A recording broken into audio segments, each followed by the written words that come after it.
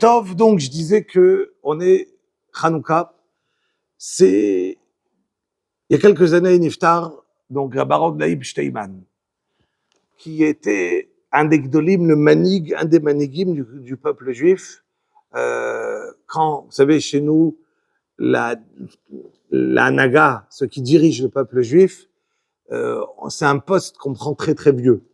On le reçoit à 90 ans, 95 ans, et ça arrive pas, puisque plus on est vieux, plus on est intelligent, et plus on est vieux, et plus une personne il devient posée, et plus une personne il a passé dans la vie, c'est pour ça qu'on se lève devant une personne qui est âgée, parce que c'est une personne qui a compris, qui a vu qui a passé dans sa vie.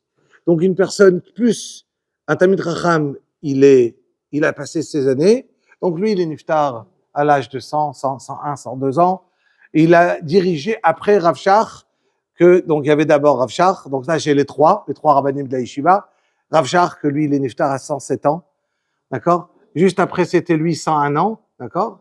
Donc c'était, pardon, à 100%, ça conservait la tête à 100%. Il y avait, et après, il y avait donc d'abord Rav Shteiman, après Rav Gershon. Donc, c'est des rabbanim qui dirigent, mais qui n'ont pas la mloucha, entre guillemets, très, très, très, très longtemps. On peut l'en voir pendant 20 ans, 30 ans, 10 ans, ça dépend, mais quand le Rav d'avant, il est niftar. C'est très rigolo à dire, parce que qui va décider, qui va diriger? Il n'y a pas des prirotes. Il y a pas, on va pas partir voter. Il n'y a pas un vote. C'est extraordinaire comment c'est Min Hashamaim. Il y a pas, c'est pas comme à la Rabbanout Arachite qu'on va venir, il y a des politiciens qui vont venir, qui vont diriger, et qui vont dire, ah ben lui, il va diriger, comme il y a eu dernièrement le grand rabbin d'Israël, par exemple. C'est beaucoup de politique dedans. C'est qui, c'est lui, c'est ça ou c'est lui. C'est pas le grand rav d'Israël, c'est le grand rabbin d'Israël qui est décidé par des personnes qui vont voter. Je viens pas diminuer de la personne, attention. Je vais juste dire que c'est un vote qui ne veut pas transmettre la grandeur du Rav. C'est politique, c'est très bien. Il peut être grand comme il peut être moins bien. Il y a de tout. Parce que c'est pour ça que quand on le prend toujours avec réserve de savoir le grand rabbin d'Israël, ok, très bien, grand rabbin d'Israël. Mais ça veut rien dire en lui-même. Après, s'il est grand, en grand Rav. S'il n'est pas un très grand Rav, ben il n'est pas un très grand Rav.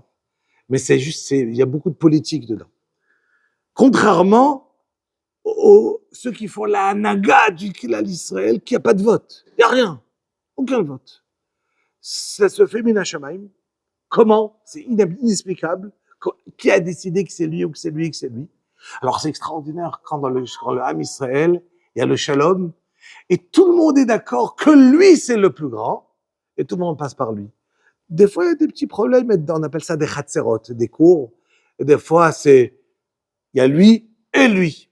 D'accord?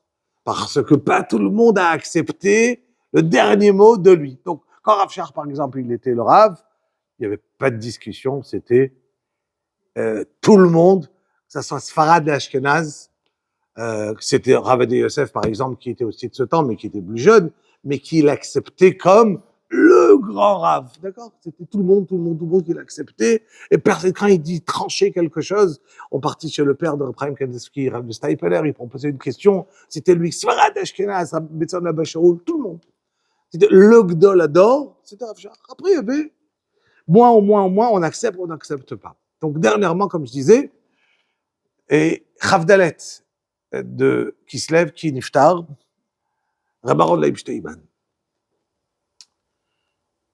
Un homme d'une simplicité monstrueuse. Ça veut dire sa maison, chaque fois que je partais chez lui, pour poser toutes mes questions, que je pouvais avoir des questions de comment me comporter, quoi faire, il tranchait en quelques secondes avec une chorma extraordinaire.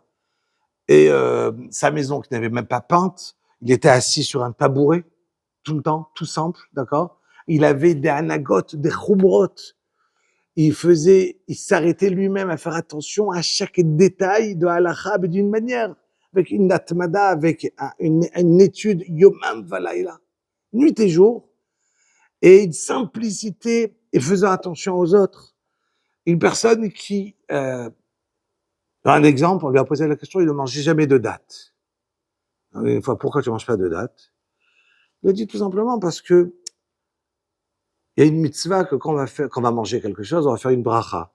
Quand on va faire une bracha à Hachem, il y a écrit Imalepi teilatecha.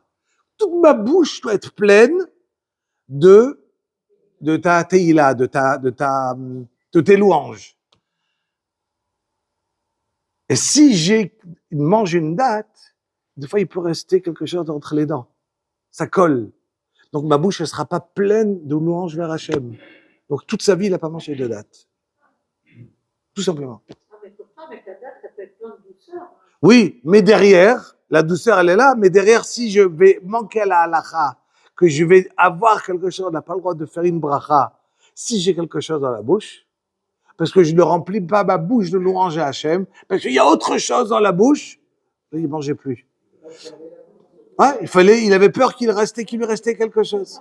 Par exemple, il y a une halakha, que quand on fait Birkat Hamazon, écoutez un exemple, quand on mange du pain, alors il y a une halakha que si quelqu'un il a bu, juste après qu'il a fait Birkat Hamazon, il y a écrit dans la Torah, Ve'achalta, Ve'savata ou Ve'rachta.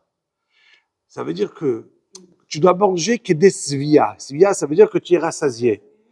Lui, donc il y a des questions dans la halakha, si quelqu'un il va manger juste après qu'il a fini Birkat Hamazon, est-ce que ça prouve qu'il n'était pas rassasié avant? Manger ou boire. Alors, donc lui, il attendait 6 heures après qu'il a mangé pour prendre un verre d'eau. Dès qu'il a fini, il avait soif après, pour le peu qu'il mangeait. Hein, pour le peu qu'il mangeait. Une dernière histoire, et on passe à Hanouka. Dans sa jeunesse, il était Rosh Yeshiva à Kfar Saba, dans une yeshiva. À un certain moment, la yeshiva, elle a passé un moment très difficile. Il n'avait pas de quoi le payer, le Rosh Yeshiva, la paye. 6 mois, il n'a pas été payé. Au bout de 6 mois, il vivait une pauvreté monstrueuse, de rien. Après 6 mois, le directeur de la yeshiva, il vient, voilà, j'ai réussi à avoir tant et tant d'argent pour te donner pour quelques mois de travail. Je dis non, merci, j'ai pas besoin. Je dis pourquoi? Je dis écoute, pourquoi un rav, il prend de l'argent pour Daidon Shio? La Torah, Kadosh Baruch Hu nous a donné la Torah gratuitement. Il y a écrit dans la Gemara, Mani Bechinam, de même que moi, je vous enseigne la Torah Bechinam, Afatem Bechinam, on n'a pas le droit de prendre de l'argent pour la Torah. Quand quelqu'un vient donner un cours, il doit donner Bechinam. Maintenant, il y a des gens qui vont dire, ah, mais moi j'ai besoin quand même de vivre, moi j'ai besoin de ci, moi j'ai besoin de ça, il faut que je m'arrange.